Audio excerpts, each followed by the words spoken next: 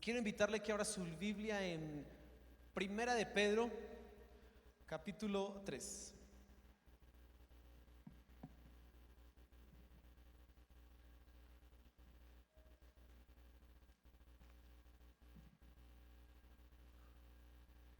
Vamos a leer entonces acá en la escritura, Primera de Pedro capítulo 3, desde el versículo 13 hasta el versículo 16.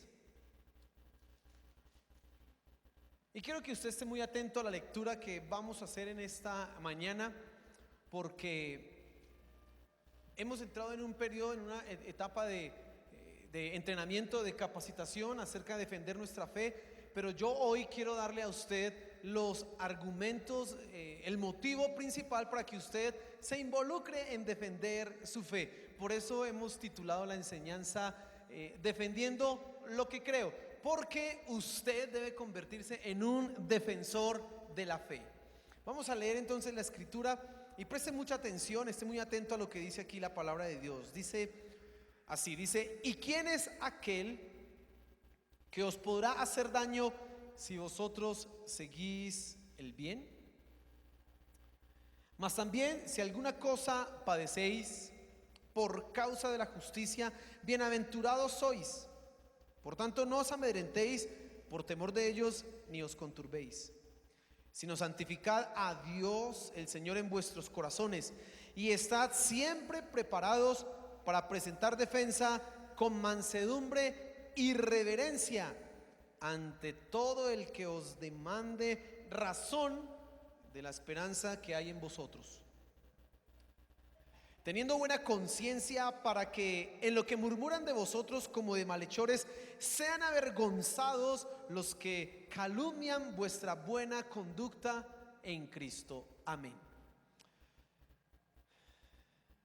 Hay una frase muy popular, conocida, quizás, bueno, usted no la conozca, pero créame que sí es real, y la frase dice ahí: el ataque es la mejor defensa. Y eso puede ser aplicable a los juegos, puede ser aplicable a algunas circunstancias de la vida en donde lo mejor es atacar en lugar de defenderse. Leí y escuché por ahí que algunas personas cuando estaban siendo atacadas por un tiburón, lo mejor era atacarlas y no tomar una posición de víctima. Ahora, eso no lo voy a comprobar, por favor, ni yo lo pienso comprobarlo, pero algunos que están en esa situación dicen que lo mejor es defenderse. Vaya usted a saber si sí o si no. Hay circunstancias en donde es mejor atacar y no defenderse, en donde es mejor tener una actitud agresiva, activa, en lugar de pasiva y quieta. Pero en las cosas espirituales y en lo que tiene que ver con defender nuestra fe, no estamos hablando de ser agresivos y de ir a atacar. Por el contrario, nosotros debemos ser defensores. En los versículos que leímos hace unos momentos, dice ahí: y estén todos siempre preparados para presentar defensa. No dice: y estén preparados para atacar, estén preparados para conquistar. No, esté preparado para presentar defensa. Piense un momento, hablando de esto, piense un momento en la armadura de Dios que encontramos en Efesios capítulo 6. Y entonces en esa armadura que encontramos hay 7 ropajes, vestimentas, 7 partes de esa armadura. Pero de esas 7 partes podríamos decir que 5, casi 6, son exclusivamente para la defensa. El apóstol Pablo dice: vístanse de la armadura para que puedan estar firmes, para que puedan resistir. No dice: póngase la armadura para que vaya y ataque. No dice eso. Solo hay una de esas armas que sí está identificada como un arma de ataque, y es la espada, que es la palabra de Dios. Usted podría quizás argumentar un poco diciendo que la oración también es un arma de guerra y de ataque. Y quizás si profundiza un poco más, el calzado de la paz, el del evangelio, el apresto del evangelio, también podría ser como de conquista y de ataque. Pero déjeme decir que en todo lo que es la armadura de Dios, el cristiano no está en una posición de ataque, sino en una posición defensiva y de resistir. ¿Qué implica esto? Que para nosotros esta frase, que el ataque es mejor, que el ataque es la mejor defensa, que esto para nosotros no es una verdad, para nosotros eso no es una realidad, y bajo ninguna circunstancia lo vamos a aplicar en la tarea de defender nuestra fe. Usted ha sido llamado a defender su fe, y a veces las culturas en las que hemos crecido nosotros son muy dadas a la defensa agresiva, a una defensa no pasiva, sino una defensa violenta. Y creemos, y algunos llegan a la iglesia pensando exactamente lo mismo, que hay que defender la fe con la misma vehemencia, con el mismo furor con que actúan en otras circunstancias.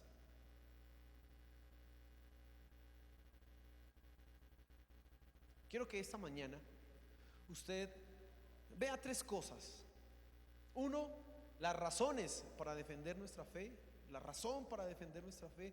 Dos, las razones por las cuales no defendemos nuestra fe. Y en tercer lugar, quiero que vea cómo debemos defender nuestra fe. Entonces preste usted mucha atención, porque estos versículos nos van a dar a nosotros la dirección y la guía precisamente en cómo defender nuestra fe. Mire lo que dice el versículo 13 y el versículo 14. ¿Y quién es aquel que os podrá hacer daño si vosotros seguís el bien?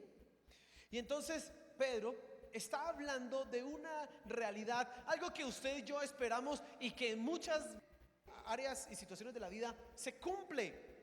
Si usted actúa bien, le va bien. Al que bien obra bien, le va. Eso lo entendemos, y es más, esperamos que eso suceda así. Las palabras que Pedro está dando a continuación y que estamos estudiando y exponiendo en este momento son dadas en un momento, en un contexto en donde se habla de situación difícil, de persecución. Gente que es cristiana, pero que tiene al Estado, al imperio y a la sociedad en contra de ellos mismos. Y a ellos Pedro les dice: si usted actúa bien, le va a ir bien. Y esa es la pregunta que tenemos aquí. ¿Y quién es aquel que os podrá hacer daño si vosotros seguís el bien? Déjeme decirle que usted, si actúa bien, le va a ir bien. Si usted actúa bien, Dios lo va a tratar bien, le va a ir bien. Pero como que Pedro se anticipa a la pregunta que quizás usted ya se está haciendo: pero no a todos los que hacen bien les va bien. ¿Qué pasó con Job? ¿Qué pasó con algunos? Y entonces el versículo 14 dice: mas también si alguna cosa padecéis por causa de la justicia, bienaventurados sois. Y entonces Pedro está diciendo algo importante en este punto. Recuerde, estos versículos y toda la carta de Pedro está dada en un contexto de persecución. No, el cristianismo no es aceptado. El cristianismo es una cosa que es perseguida. Y a ellos les escribe. Y entonces Pedro les escribe: no paguen a nadie mal por mal. Usted puede mirar los versículos anteriores en donde dice: no paguen a nadie mal por mal, hagan las cosas bien. Y él dice: el que quiere ver días buenos y disfrutar de paz, entonces refrene su lengua del mal y haga una serie de cosas.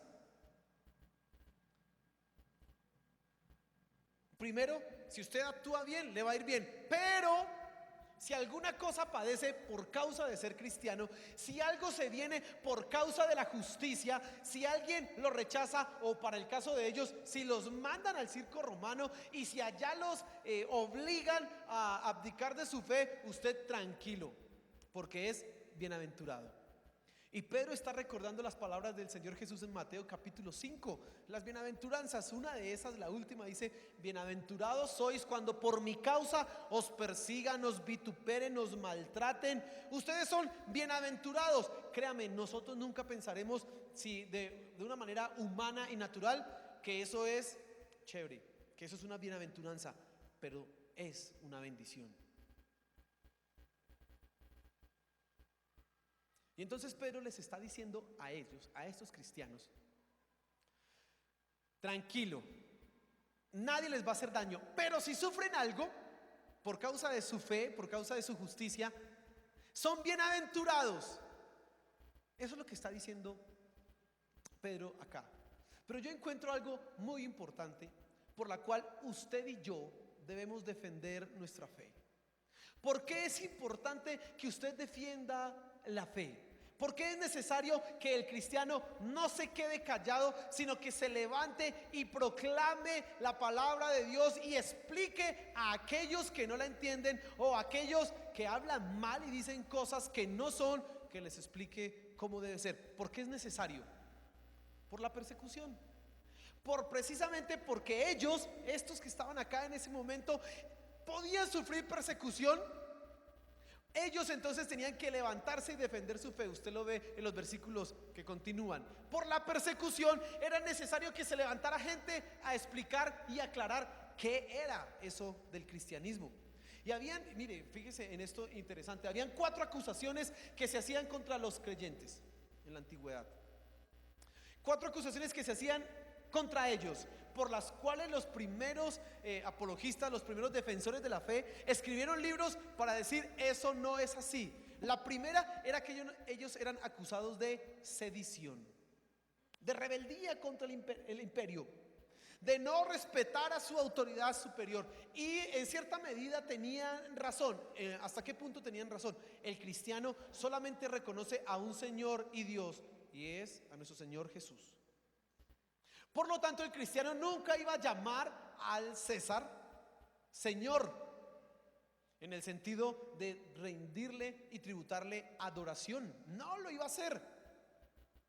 Pero también es falsa esa acusación, porque los cristianos, y usted puede ver Romanos capítulo 13, primera de Pedro capítulo 2, usted puede darse cuenta, estamos llamados a respetar, a obedecer y a someternos a nuestras autoridades. Bajo ninguna circunstancia el cristiano es una persona rebelde, es una persona que viene a hacer sedición y a causar sedición en el pueblo. No, el cristiano no es eso. Así que necesitaban levantarse los creyentes a decir: perdón. Por el contrario, antes de ser nosotros personas que vengan a traer problemas al imperio, nosotros somos los más respetuosos de la ley. Nosotros somos los mejores ciudadanos. Y eso es lo que argumentaban. Pero la segunda acusación que se hacía contra los cristianos, y esta sí es muy chistosa, eran acusados de ser ateos. ¿Ateos? Ahora, ¿por qué eran acusados de ser ateos? Porque el cristiano no reconocía a todos los demás dioses del panteón y todo eso que tenían allá como dioses. Entonces todos les decían: ustedes son ateos. Mentira, nosotros no somos ateos, simplemente reconocemos a un único Dios y Señor. La tercera acusación que se hacía contra los creyentes venía causada porque, pues en las primeras etapas del cristianismo y con la persecución y todo eso, ellos se vieron obligados a hacer sus reuniones y sus celebraciones, sus cultos en lugares ocultos, las catacumbas, esas cosas por allá secretas, y nadie que no fuera creyente entraba a ese lugar. Así que empezó a generarse cierta murmuración de qué es lo que sucede allá adentro. Y entonces una de las acusaciones contra los creyentes era que eran caníbales. Caníbales, claro. ¿Por qué decían que eran caníbales? Pues porque usted sabe, la Santa Cena dice que nosotros comemos el cuerpo y bebemos la sangre ¿de quién? Pues claro, el que escucha eso dirán: estos son caníbales, están matando gente allá y se la están comiendo. Mire, esto es una cosa extraña. Así que los primeros defensores de la fe tuvieron que levantarse a decir: así no es. En realidad esto es un símbolo de lo que sucedió, etcétera, etcétera. Y explicaban. Y la última acusación era que había depravación e incesto. A nivel sexual había locura, desenfreno, porque las reuniones eran reuniones donde había el amor fraternal. Usted recuerde los versículos de el apóstol que dice: saludados con beso, con ósculo santo. Hoy día eso ya no se puede por el COVID-19, ya sabe. Hoy toca, espera un momento, toca ponerle una pausa a eso ahí, ¿sí? Pero en esa época se hablaba de eso. Las palabras del Señor Jesús a sus discípulos era: ámense los unos a los otros, hermano, hermana, todo eso. Y entonces algunos decían: eso allá pasa quién sabe qué cosas en eso, esos cristianos. Tuvo que levantarse gente a defender la fe y decir: no somos ni esto, ni somos aquello, ni somos esto, y somos y hacemos y creemos esto. Eso sucedió hace 2000 años. Y usted hoy puede pensar e imaginarse: hoy no estamos en una situación igual. Hoy no es tan necesario levantarme a defender la fe, porque nadie me va a condenar ni a llevar a la hoguera o al circo romano a tirarme a las fieras. No, no. Déjeme decirle que sí padecemos persecución. Sí estamos en un tiempo de persecución. Lo que pasa es que ha cambiado. Hoy la ley se supone que respeta nuestra libertad de credo, nuestra libertad de opinión, nuestra libertad de fe. Tenemos la posibilidad de reunirnos aquí a grabar nuestras enseñanzas, que la gente entre sin ningún problema, porque hay un respeto. Lo que pasa es que digámoslo así, ha habido una mutación en la persecución. Ahora el cristiano sufre una persecución a nivel espiritual. El mismo apóstol Pedro dice, y en la antigüedad era igual, el mismo apóstol Pedro dice: sed sobrios y velad, porque vuestro adversario el diablo anda como león rugiente buscando a quién. Entonces hay persecución. Sí, alguien está interesado, o el adversario, en destruirnos. Y él ha organizado todo un sistema precisamente para destruirlo, precisamente para dañarnos. Pero también hay una persecución a nivel intelectual. Casi que una persona comete suicidio intelectual al decir que cree por fe en Dios, porque eso para el mundo racional y lógico es una completa locura.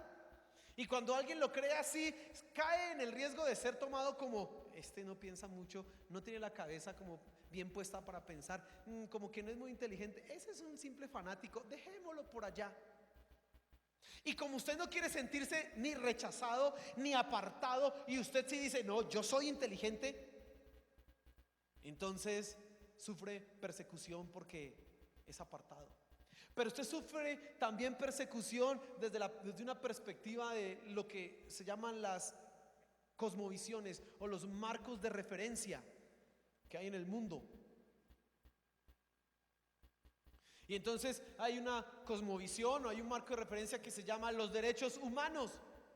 Todos tenemos derechos, todos tenemos libertades, los derechos humanos. Y entonces el cristiano que se levanta y proclama que el aborto es pues pecado, que es algo que está mal, de repente es acusado, aunque está defendiendo un mismo derecho que sale ahí, el derecho a la vida. Pero es perseguido por levantarse y decir: no está bien que hagamos eso. Los derechos nos dicen que hay libertad de escoger hoy día. Es que eso es un cuento raro, ¿no? Género, bueno, usted nace hombre y mujer, pero su género como que lo define con el tiempo, etcétera. Y entonces usted lo puede escoger. Y cuando nosotros decimos no estamos de acuerdo con ese marco de referencia, con esa cosmovisión que dice que todos pueden vivir de esa manera, somos perseguidos. ¿O acaso no lo han tildado de troglodita, de cavernícola, de fanático? Y también hay una persecución, y se va a levantar una persecución a nivel gubernamental. Quiero leerle algunas cosas aquí que encontré hace poco frente a un informe que hizo la ONU. Eso salió hace 15 días y es el informe acerca de las libertades religiosas. Présteme mucha atención. La conclusión de ese informe, o el resumen de ese informe, es que la iglesia, y sobre todo la iglesia cristiana, nosotros somos enemigos de los derechos humanos. Eso dice el informe. Usted puede mirar en internet, buscarlo, descargarlo y leerlo. Eso dice. Entre los títulos del informe se hablan de algunas cosas. En el numeral A, por ejemplo, dice, escuche esto: la violencia de género y la discriminación como resultado de las leyes y políticas estatales que se basan en justificaciones religiosas.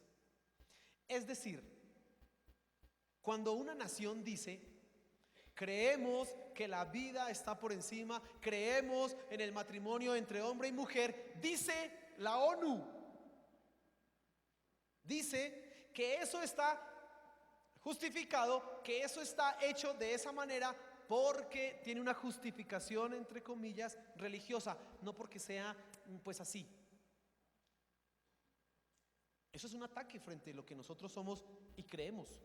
El numeral B dice otra cosa parecida, dice violencia de género y discriminación por parte de actores privados con motivaciones religiosas. ¿Sabe qué? Y ahí a continuación él viene a dar una serie de pruebas y de argumentos diciendo, por ejemplo, así para que usted comprenda, que una persona se levante y diga que el homosexualismo es pecado o que el aborto no debería ser aprobado por ley, no es válido que lo diga si es cristiano. Por el simple hecho de ser cristiano, ya lo que él dice no vale. Y no se queda ahí el informe, porque al final hace una serie de recomendaciones. Yo solo le voy a leer dos, pero hace como unas 15, 20 recomendaciones. Y las primeras recomendaciones las hace a las naciones, a los países, a los estados. Escuche esto: condenar, la ONU le está diciendo a los estados que ellos deben condenar públicamente las expresiones de hostilidad y la perpetuación de los estereotipos de género dañinos de mujeres, niñas, personas LGBTI y más, y defensores de derechos humanos que promueven la igualdad de género, incluso por parte de figuras religiosas o justificadas con referencia a creencias religiosas. Lo que deben hacer los estados en lugar de eso es expresar un apoyo activo a la igualdad de género. ¿Dónde queda la iglesia si los estados aprueban esto? Usted no puede predicar en contra del aborto, usted no puede predicar en contra del homosexualismo, usted no puede predicar en contra del adulterio, porque usted está haciendo discriminación. ¿Comprende usted que sí hay persecución hoy día? Esto ya está circulando hace 15 días por las redes sociales y lo dice un relator especial para la ONU frente a la libertad religiosa y los derechos humanos. ¿Se imagina qué pasaría si las naciones, los países empiezan a tomar determinaciones frente a esto? Que entonces tendremos una persona sentada aquí escuchando qué dice Miguel Ángel Rodríguez frente al homosexualismo. Y si dice algo que sea discriminatorio, entonces cárcel. Mire qué dice frente a nosotros. Otra recomendación, los líderes religiosos. Dice, los líderes religiosos, mire lo que espera que haga la ONU, lo que esperan que yo haga, se opondrán públicamente a las expresiones de hostilidad y los estereotipos negativos de mujeres, niñas, personas LGBTI y más, y defensores de los derechos humanos, como si nosotros desde el púlpito promoviéramos que las mujeres fueran vilipendiadas o fueran por debajeadas, como si nosotros hiciéramos eso. Están mezclando dos cosas que no tienen que ir mezcladas.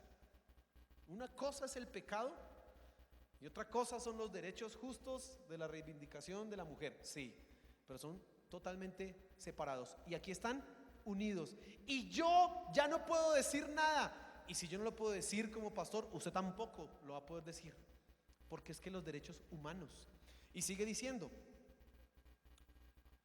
incluso por parte de líderes religiosos, por el contrario, dice, deberán expresar solidaridad y apoyo a mujeres, niñas y personas LGBTI. Si después de leerle a usted estas cosas que dice la ONU, eso es un documento mundial, un documento que se supone que va a regir las naciones, que va a direccionar los gobiernos. Si usted no está convencido de que vamos a sufrir y que estamos sufriendo persecución, no sé cómo más voy a tener que convencerlo. Pero estoy seguro que usted también, cuando se ha levantado a decir esto no es correcto, alguien lo ha bloqueado en el Facebook. Uy, me sacó del Facebook. Uy, ya no es mi amigo en Instagram. Uy, me bloqueó de aquel, porque simplemente usted expresó una verdad. Este es un tiempo, y esa es la razón más grande por la cual usted y yo necesitamos levantarnos a defender nuestra fe. Porque hay personas que están diciendo cosas totalmente contrarias y necesitamos levantar nuestra voz y decir: no, nosotros no vamos nunca a validar un discurso machista. La Biblia no hace eso. Por el contrario, la Biblia le da el espacio al hombre y a la mujer que corresponden, que sí hay una jerarquía, que sí hay una posición, que sí hay una organización que Dios ha establecido, pero nunca la mujer es menos que el hombre. La misma Biblia nos dice a los hombres: trátenlas a ellas como coherederas de la gracia. Pero también la Biblia dice que los homosexuales no heredarán el reino de Dios. Y usted y yo tenemos que levantarnos y defender, porque se va a levantar persecución. Eso ya es una recomendación, pero no sabemos de aquí a cuántos días, meses, años ya se vuelva una ley. Prohibido predicar esto, prohibido hacer esto, prohibido decir esto. Y si esa es la razón, y si ese es el motivo para defender nuestra fe, ¿por qué no lo hacemos? Mire cómo continúa diciendo el apóstol Pedro ahí, y ese es el segundo punto de mi enseñanza. No lo hacemos, nosotros no defendemos lo que creemos porque tenemos miedo. Dice ahí: por tanto, no os amedrentéis por temor de ellos, ni os conturbéis. Pedro le está hablando a personas, y eso es muy interesante, que están en riesgo de perder su vida. Hoy usted y yo no estamos en riesgo de perder nuestra vida, pero en la época en que Pedro escribió esto, sí, si ellos eran acusados falsamente y eran hallados culpables, a la hoguera. Y usted puede leer la historia de Policarpo, puede leer la historia de los primeros mártires de la iglesia y se va a dar cuenta que ellos fueron acusados y llevados a la hoguera porque no estuvieron dispuestos a apostatar de su fe. Hoy no es así.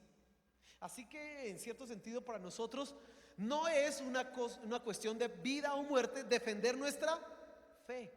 Pero no lo hacemos porque al igual que ellos podían llenarse de temor. Y es que si su vida está en riesgo, y es que si usted está a punto de morir, y es que si usted ve el poste, la leña ahí, el aceite, y de repente lo amarran ahí, niegue su fe, pues da miedo decir que usted es cristiano. Ahí no hay que negarlo, sí. Pero el creyente verdadero sobrepasa esto y no teme.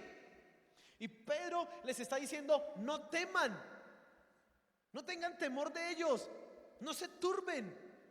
Y como que Pedro está recordando esas palabras de nuestro Señor Jesús, en donde les decía a ellos, en Mateo 10, les decía: no teman al que puede matar el cuerpo, no le tengan miedo a eso, teman al que puede destruir el alma y el cuerpo en el infierno. Y entonces estos primeros lectores de esta carta, los primeros oyentes de esta carta, tuvieron que llenarse de valor para entender que debían defender su fe, y si eso implicaba morir, no habría problema, porque lo único que iban a destruir era el cuerpo, pero nunca el alma. Eso era lo primero que ellos entendían. Pero en un sentido negativo, escuche esto: muchos no defienden su fe porque se llenan de miedo, porque se llenan de temor. En la antigüedad era el temor a ir a una hoguera, pero hoy es el temor a parecer ignorantes. Es el miedo a ser rechazados. Es el miedo a vernos como los fanáticos. Ay, usted ya vino con ese discurso. Ay, usted ya vino con eso. Ay, no. Y entonces no nos queremos ver así, no nos queremos sentir rechazados, y pues el temor viene, y por eso muchos creyentes toleran que en su presencia se hable mal del evangelio, que en su presencia se hable mal de las cosas que son la verdad, que son la palabra de Dios. Por eso muchos cristianos prefieren guardar silencio, hablar pasito, hablar suave,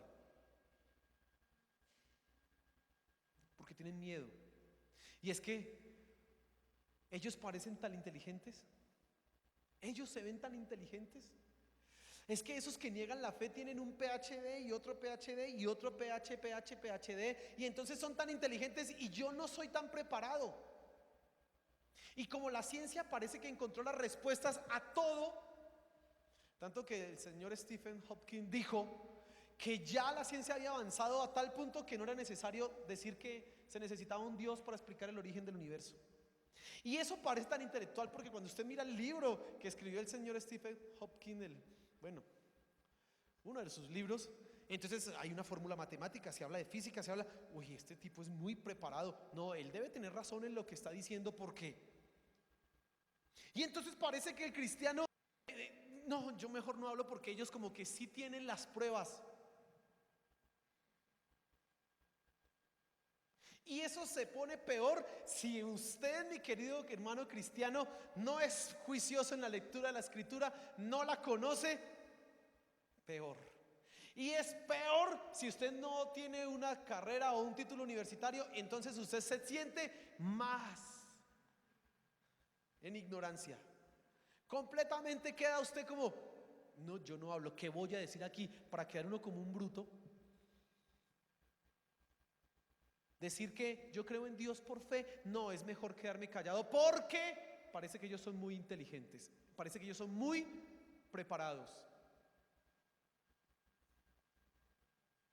La filosofía parece que encontró las respuestas a todas las preguntas que el hombre se ha hecho a lo largo de la historia de la humanidad, y entonces como que el cristiano no va a responder. No, es que a ver qué dicen los filósofos, a ver qué dicen aquellos. Nosotros, pues la Biblia dice, pero pues no, ahí hay miedo, temor. ¿Por qué no defendemos nuestra fe?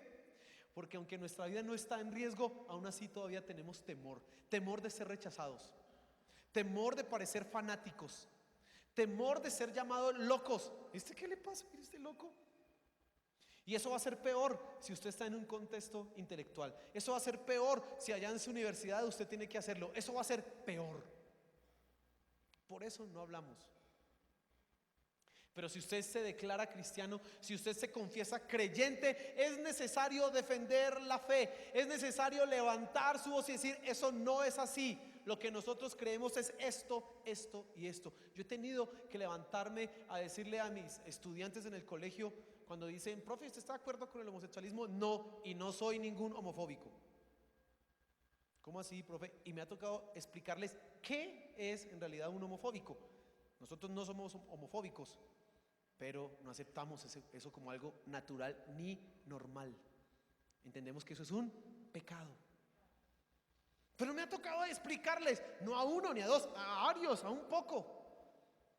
Porque ahora el que dice que no está de acuerdo con eso es homofóbico. Y nos toca levantar a defender. Nos toca levantar a decir, eso no es de esa manera.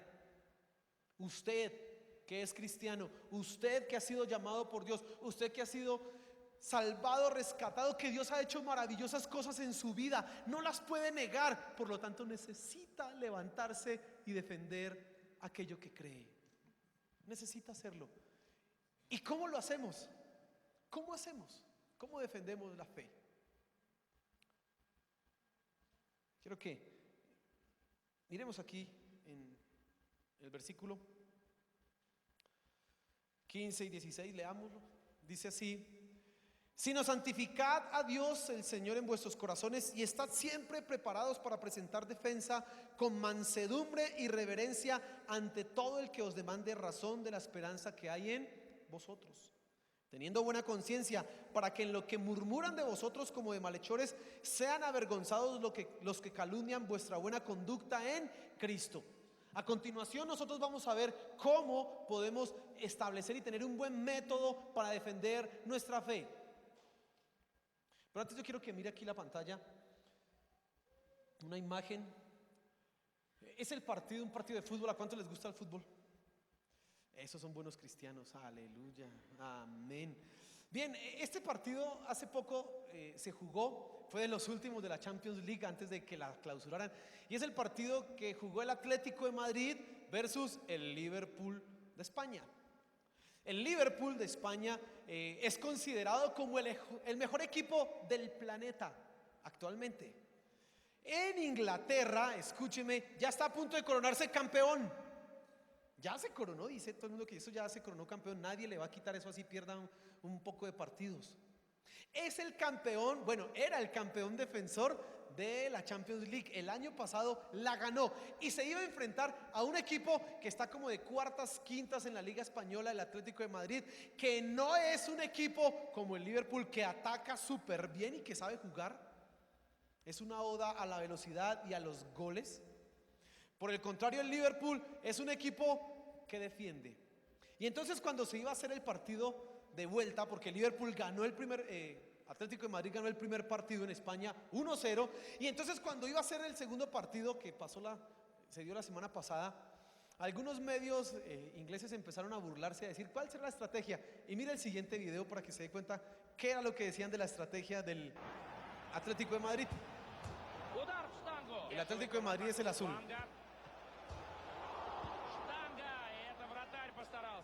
Los 11 jugadores metidos en el arco. Mire, solo ataque, hasta el arquero.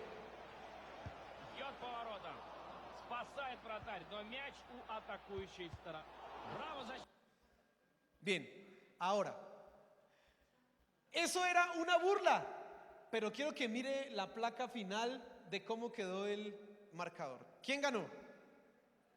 ¿Quién ganó? Y no ganó empatando, ganó 4-2 en el global. Ganó en España 1-0 y ganó en Inglaterra. Ganó, imagínese. 3-2 ganó en Inglaterra. Todo esto yo se lo cuento a usted por una sencilla razón. La defensa también gana. Si nos sabemos defender, también ganaremos.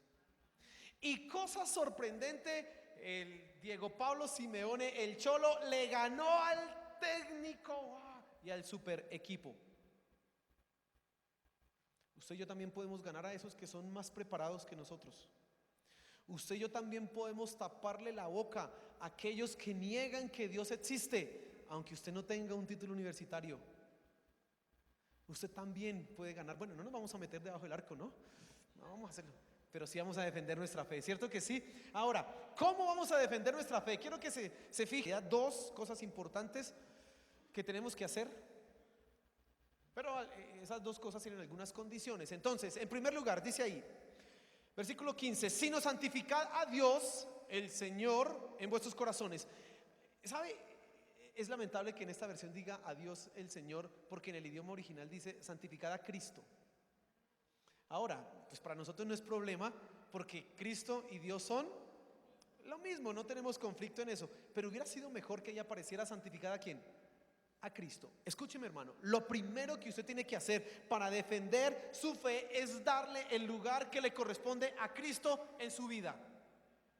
¿Qué quiere decir eso? Usted mira, pero pastor, si yo soy cristiano, si llevo en la iglesia tanto tiempo, si ya estamos aquí, si somos cristianos. Bueno, pero es que a veces cuando nos dejamos llenar de temor y no defendemos la fe, Cristo no está en el centro, porque Cristo no nos ha dado a nosotros un espíritu de cobardía, sino de poder, de amor y de dominio propio. Así que si usted tiene miedo de defender su fe, en realidad es porque Cristo en su corazón no está en el centro, no está en el lugar que corresponde. Usted necesita volverlo a colocar a Él como el que dirige su vida, volverlo a colocar a Él como quien determina para dónde va, como quien determina qué no se hace, como quien determina qué se piensa, qué se habla. Usted necesita hacer eso. Usted necesita imitar también a nuestro Señor Jesús. Ahí en el versículo 18 el apóstol Pedro coloca a nuestro Señor Jesús como ejemplo. Dice, porque también Cristo padeció una sola vez por los pecados, el justo por los injustos, para llevarnos a Dios, siendo la verdad muerto en la carne, pero vivificado en espíritu. Cristo padeció lo que no tenía que padecer. Si alguien sufrió y soportó persecución de manera injusta, fue nuestro Señor Jesús. Fue Él. Él defendió con su vida la verdad. Él la defendió. Y usted necesita colocar a Cristo en el centro de su vida. Por eso dice ahí, santificad a Cristo Jesús en vuestros corazones. En lugar de miedo, lo que tiene que estar es el corazón lleno de ¿quién? De Cristo. Así que usted tiene que reflexionar en este momento. Si no defiende su fe, es porque Cristo no está en el centro. Y necesita Él estar en el centro. Es lo primero. Lo segundo, sigue diciendo el pasaje, acá dice, y estad siempre preparados para presentar defensa. Lo segundo que toca hacer aquí es estar siempre preparados para presentar defensa. Las palabras que se utilizan ahí son palabras de un lenguaje judicial, es decir, presentar argumentación, presentar una defensa que sea comprensible para todos, a tal punto que lo que se esté juzgando pueda ser juzgado de una manera correcta. Esto implica, mi querido hermano, que usted tiene que estar dispuesto, siempre dispuesto a responder cualquier pregunta que le hagan, cualquier pregunta. Pero sobre todo, continúa diciendo el versículo acá, y estad siempre preparados para presentar, defensa con mansedumbre y reverencia. Y esto es lo que me interesa, ante todo el que os demande razón de la esperanza que hay en vosotros. Si alguien ha de preguntarle a usted, ¿y usted por qué es cristiano? Usted tiene que poder decirle con todas las señales y con todos los detalles por qué. Si alguien le dice, a usted lo están tumbando, eso allá los cristianos, eso es un negocio, espero le explico, ¿y usted por qué lee la Biblia? Si eso se la inventaron unos aquí hace poquito. No, espere un momentico, pero usted por qué cree en Cristo si eso ni Dios era y no se sabe si resucitó, eso fue que se inventaron. No, un momentico le explico, tan. Y usted explica cada cosa, porque eso es lo que un cristiano debe saber. Eso es lo que un cristiano debe conocer. Ahora, eso implica que usted va a tener que esforzarse por entender, por comprender, por prepararse. Dios le ha dado a usted una mente, un cerebro que puede colocar todo enteramente al uso y servicio del conocimiento de Dios y del conocimiento de su palabra. Hay que usarlo, hermano, hay que usarlo. Así que su responsabilidad en este punto es conocer. Yo tengo que conocer, yo no me puedo quedar callado. Si alguien me pregunta, ¿y usted por qué es cristiano? Y que venga, ¿cómo así que resucitó? Y venga, y los milagros, y la Biblia, y etcétera, y por qué esto, y por qué. Usted puede dar respuesta frente a eso y no quedarse callado. Es una vergüenza que sepan más los que no son creyentes que los cristianos de la Biblia. Y a veces ese es el caso.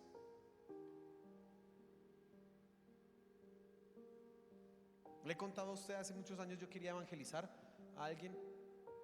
En mi colegio era una profesora.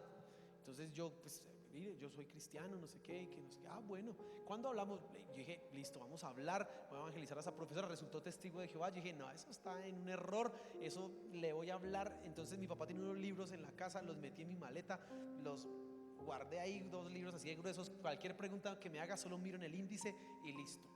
Eso fue lo que yo pensé, y así me fui a evangelizar y a defender mi fe. Cuando llegué, bueno, profe, vamos a hablar, sí, claro. Y entonces fui sacando mis libros, dijo, pero sin libros, solo con la Biblia. Y resultó que sabía harto.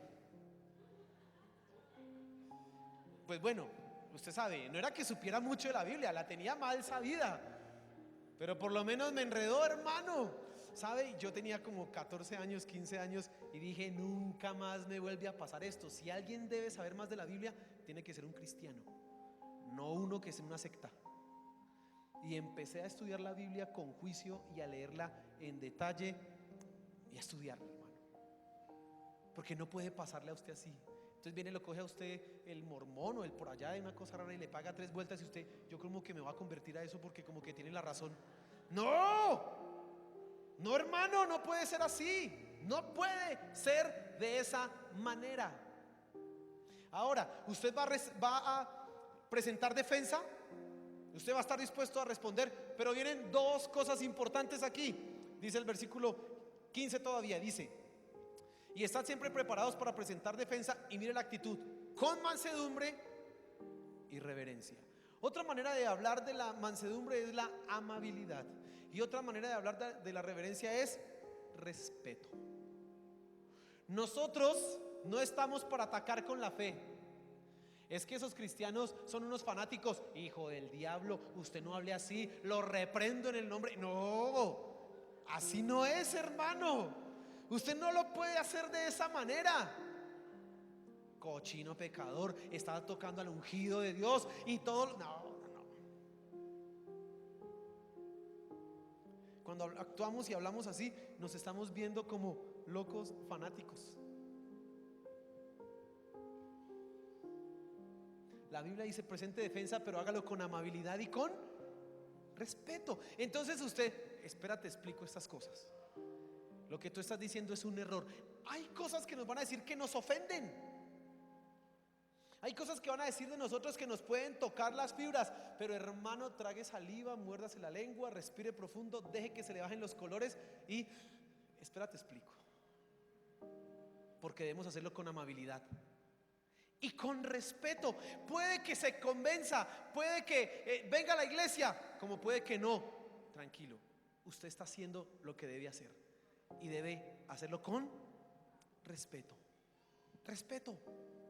Y la última cosa que es muy importante y bajo ninguna circunstancia puede faltar en la defensa de la fe, mi querido hermano, dice el versículo 16: teniendo buena conciencia, para que en lo que murmuran de vosotros como de malhechores sean avergonzados los que calumnian vuestra buena conducta en Cristo. Ya sabe usted que para la gente que estaba leyendo esta carta hace 2000 años, ustedes son caníbales, ustedes tienen cosas raras por allá en esos encuentros cristianos, ustedes hacen cosas extrañas por allá.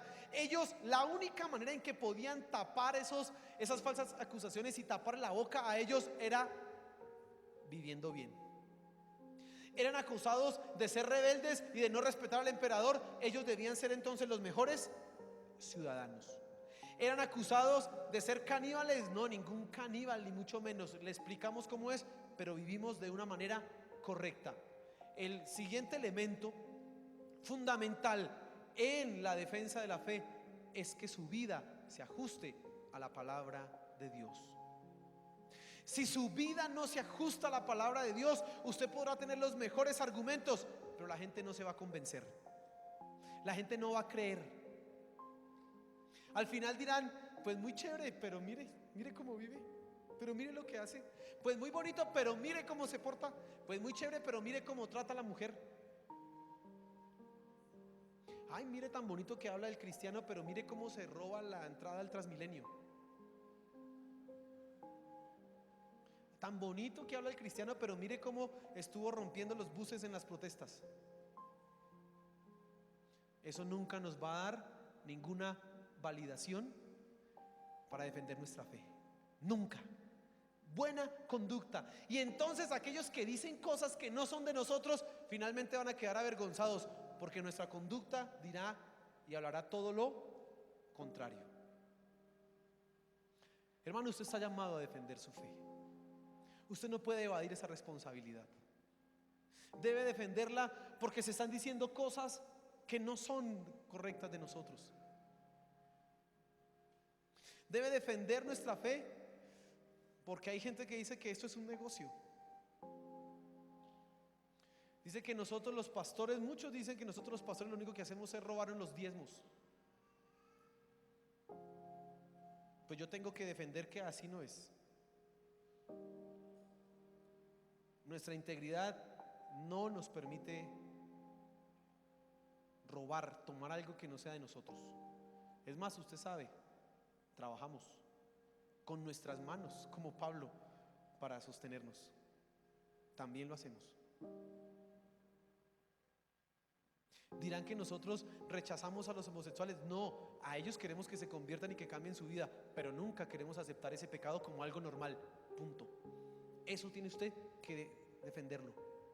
Defendemos que los matrimonios deben ser entre hombre y mujer.